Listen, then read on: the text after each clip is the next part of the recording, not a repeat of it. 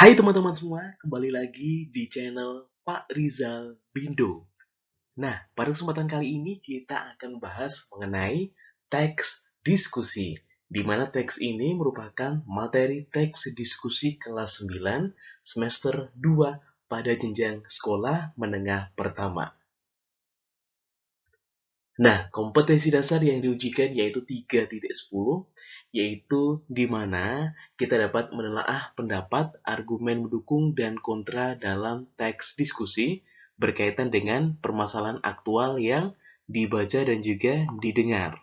Selain itu, pada 4.10 yaitu menyajikan gagasan atau pendapat, argumen yang mendukung dan yang kontra, serta solusi atas permasalahan aktual dalam teks diskusi dengan memperhatikan struktur dan aspek kebahasaan, dan juga aspek lisan, yaitu dengan intonasi, gestur, dan juga pelafalan. Tentunya di sini ada pojok tulis. Pak Jarjit makan tomat. Ayo, semua semangat! Nah, pada video kali ini kita nanti akan membahas mengenai materi-materi yang ada di dalam teks diskusi. Yang pertama, kita nanti akan mengidentifikasi teks diskusi. Yang kedua, setelah kita mengidentifikasi, kita nanti akan menyimpulkan teks diskusi. Yang ketiga itu membahas mengenai struktur. Ada apa saja struktur dalam teks diskusi. Serta yang terakhir yaitu kebahasaan yang ada di dalam teks diskusi. Oke, ini merupakan tujuan dari teks diskusi. Apabila kita mempelajari sesuatu, pasti terdapat tujuannya. Tujuannya apa? Dalam teks diskusi ini diharapkan nanti kita dapat mengenal bagaimana fungsi teks diskusi. Selain itu, kita nanti juga dapat mengetahui strukturnya, ciri kebahasaannya, dan juga dapat menyusun ragangan teks diskusi. Dan juga kita dapat menelaah teks diskusi secara lisan maupun tulisan. Nah, supaya tidak panjang lebar, yuk kita bahas bersama mengenai teks diskusi. Kira-kira apa ya teks diskusi itu? Nah, seperti apa yang kalian lihat, ini merupakan ilustrasi orang yang sedang berdiskusi, ya. Terdapat 2 hingga 4 orang yang sedang berdiskusi. Tentunya kalau berdiskusi itu tidak hanya satu orang, tetapi 2 orang atau lebih.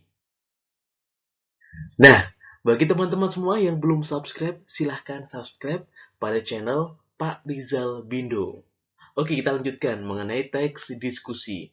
Teks diskusi adalah bahan tertulis sebagai media untuk mencatat hal-hal penting tentang suatu permasalahan.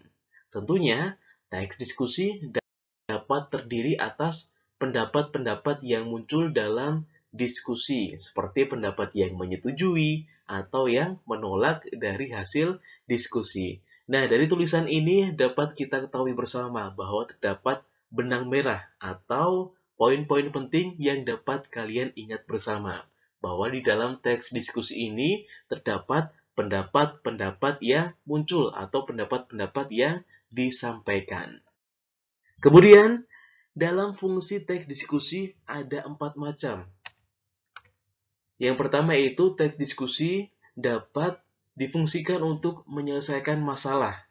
Yang kedua, yaitu bertukar pikiran atau pendapat. Jadi dalam teks diskusi ini, nanti kalian dapat bertukar pikiran atau bertukar suatu argumen dengan orang satu dengan orang yang lainnya, ataupun kelompok satu dengan kelompok yang lainnya. Yang ketiga yaitu menumbuhkan rasa peduli. Bagaimana kok bisa menumbuhkan rasa peduli? Jadi dalam teks diskusi ini terdapat sebuah implementasi. Seperti kalau terdapat teks diskusi kita ambil topik kebersihan lingkungan. Nah, itu nanti akan dapat kita ambil telaah bahwa dalam fungsi teks diskusi tersebut kita dapat mengambil manfaat yaitu dapat menumbuhkan rasa peduli. Serta yang terakhir yaitu mendapatkan pengetahuan yang luas atau wawasan yang luas mengenai teks diskusi. Nah, untuk selanjutnya, bagaimana caranya apabila kita ingin menyusun teks diskusi? Gampang, ya. Seperti urutan yang sudah Pak Rizal berikan. Yang pertama yaitu menentukan topik masalah atau isu. Setelah itu kita dapat menentukan tujuan, ya. Di dalam menentukan tujuan, tentunya di dalam teks diskusi tersebut terdapat sebuah penjelasan tentang pro dan kontra. Serta yang ketiga, mencari informasi serta data mengenai isu yang kalian pilih.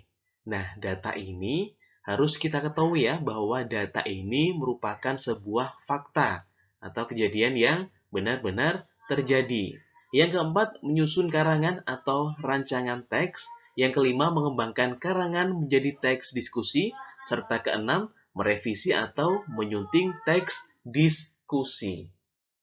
Oke, kita lanjutkan kembali mengenai struktur teks diskusi. Kira-kira ada berapa ya strukturnya? Jadi, teks diskusi ini ada 3 struktur penting yang harus kalian pelajari. Nah, struktur ini dikutip langsung dari buku Kementerian Kebudayaan dan Pendidikan. Yang pertama yaitu adalah pendahuluan, di mana di dalam pendahuluan ini terdapat suatu pernyataan untuk membatasi topik. Selain itu juga ada latar belakang atau mengapa permasalahan atau topik tersebut diangkat. Kemudian juga terdapat sudut pandang berbeda yang akan dibahas oleh penulis. Nah, setelah kita mengetahui struktur yang pertama, tentu ada struktur yang kedua. Struktur kedua apa? Betul sekali. Struktur yang kedua adalah isi. Isi ini terdapat argumen pro dan kontra, ya. Jadi terdapat pro atau pihak yang setuju dan argumen yang kontra atau yang tidak setuju. Tentunya pendapat-pendapat tersebut disertai alasan dan menggunakan bahasa yang persuatif atau bahasa yang mengajak seseorang agar mengikuti apa yang diinginkannya, ya. Untuk selanjutnya, struktur yang terakhir yaitu simpulan. Kita ketahui bersama bahwa simpulan ini merupakan apa? Sebuah ringkasan yang ada di dalam teks, ya. Jadi, pada struktur yang terakhir atau struktur yang ketiga ini terdapat rekomendasi, sudut pandang berdasarkan argumen yang telah disajikan, baik itu dari argumen yang pro atau argumen yang kontra atau argumen yang menolak. Nah, ini merupakan contoh dari struktur, ya, seperti struktur yang bisa kalian baca secara bersama, ya. Full Day School adalah program sekolah yang meminta siswa mengikuti proses belajar mengajar secara penuh sepanjang hari.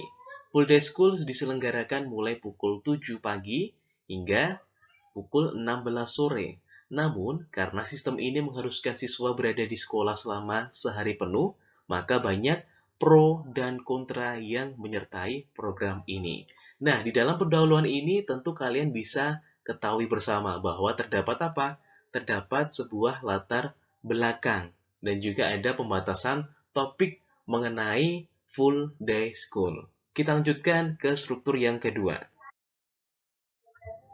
Ini merupakan struktur yang kedua, yaitu isi. Di dalam isi terdapat apa tadi?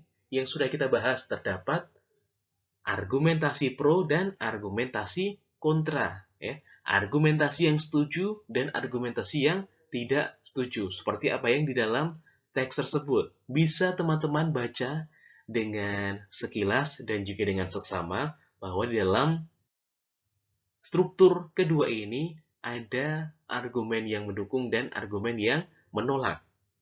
Kita lanjutkan ya. Untuk struktur yang terakhir yaitu simpulan, pada bagian simpulan ini merupakan bagian rekomendasi atau hasil akhir dari sebuah teks diskusi yang sudah didiskusikan secara bersama-sama. Jadi apa simpulannya? Kita baca bersama. Jika prasarana sekolah memadai dan kegiatan yang diselenggarakan di sekolah dibuat menarik, maka full day school akan berjalan menyenangkan. Sebaliknya, jika prasarana sekolah kurang memadai dan kegiatan di sekolah full pelajaran formal, maka kegiatan full day school akan sangat membosankan. Nah, ini dia. Jadi, sebaiknya mari menjadikan kegiatan full day school dapat diseimbangkan dengan sarana dan prasarana yang memadai dan kegiatan yang menarik dan menyenangkan. Inilah yang disebut dengan simpulan atau hasil akhir dari suatu teks diskusi. Dari topik apa tadi? Topik berjudul Full Day School. Itu ya, terkait dengan struktur teks diskusi. Serta pada bagian materi akhir, kita akan mempelajari mengenai kebahasaan. Nah, ini merupakan kebahasaan dari teks diskusi. Tentunya ada yang namanya konjungsi. Apa itu konjungsi? Konjungsi merupakan kata hubung atau kata sambung yang berfungsi untuk menghubungkan dua pikiran atau dua pengertian. Ya. Nah, bagi teman-teman yang belum subscribe, silahkan untuk di-subscribe terlebih dahulu channel Pak Rizal Bindo, supaya kita dapat membuat konten-konten lain mengenai materi bahasa Indonesia yang lebih menarik.